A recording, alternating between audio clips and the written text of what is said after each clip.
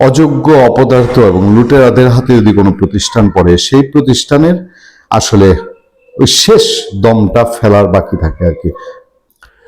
দৈনিক জনকণ্ঠ বাংলাদেশের একটা অন্যতম প্রতিষ্ঠান, একসময় অনেকের হার্টথ্রব প্রতিষ্ঠান।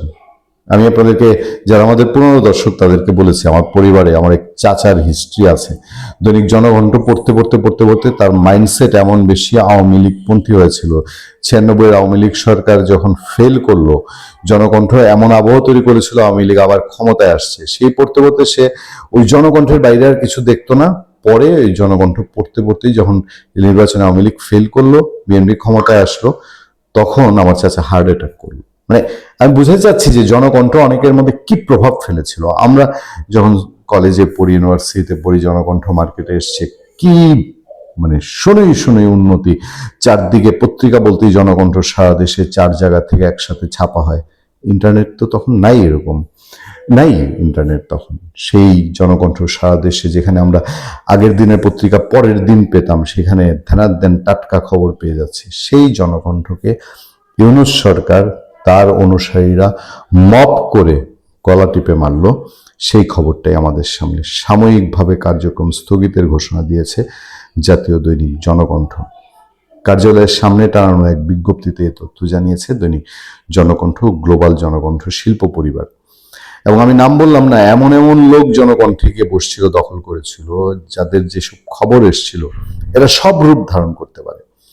বিজ্ঞপ্তিতে জানানো হয়েছে, সকলের অবগতির জন্য জানানো যাচ্ছে যে 23/3/2026 তারিখ হতে কার্যকর সাধারণ ছুটি, অনিবার্য যান্ত্রিক ত্রুটি এবং অন্যান্য অনির্ধারিত কারণে সাময়িকভাবে বর্ধিত করে 31/3/2026 তারিখ পর্যন্ত নির্ধারণ করা হলো। উক্ত সময়ের মধ্যে দৈনিক জনকণ্ঠ, গ্লোবাল জনকণ্ঠ শিল্প পরিবারের নিয়মিত কার্যক্রম সাময়িকভাবে স্থগিত থাকবে। প্রয়োজন অনুযায়ী পরবর্তী কর্মসূচি ও নির্দেশনা যথাসময়ে প্রকাশ করা হবে। ঈদের ঠিকমতো সাংবাদিকদের বেতন দেয়নি জনকণ্ঠ। মানে মালিকানা চেঞ্জ হয়নি, কিন্তু যে ম্যানেজমেন্ট এসেছিল এই পত্রিকার, এবং এমন এক ছেলের হাতে দায়িত্ব, এমন 1-2 ছেলের হাতে এই পত্রিকার দায়িত্ব গিয়ে পড়েছিল, যারা একেবারেই এই এত পুরনো ঐতিহ্যবাহী এই প্রতিষ্ঠানটা চালাতে একেবারে আনারি। আজকে ইউনূস সরকার যদি না আসতো, আজকে 5 আগস্টের পরের যে হায়ানারা দেশটাকে গ্রাস করে ফেলেছিল, সেই হায়ানারা যদি না আসতো, এইসব ছেলেপেলের হাতে জনকণ্ঠের মতো পত্রিকা পড়ার কথা না।